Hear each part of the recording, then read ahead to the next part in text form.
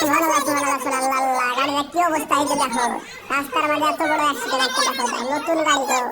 হ্যাঁ, শ্বশুরে দিয়েছে, শ্বশুরে শ্বশুরে দেওয়া গাড়ি, একবারে নতুন গাড়ি। আর কি গাড়ি, আরাম থাক ভিতরে, সামনের দিকটা দেখো একবার ভেঙে গেছে ওরে।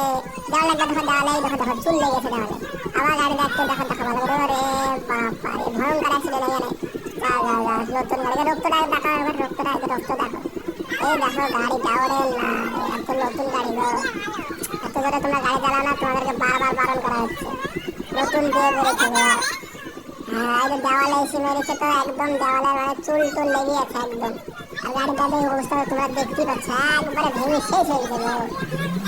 চুলটা আরেকবার দেখো দেখো দেখো, এই দেখুন। হ্যাঁ, দেওয়ালে লেগে গেছে একদম, এত স্পিডে চলে গেছে।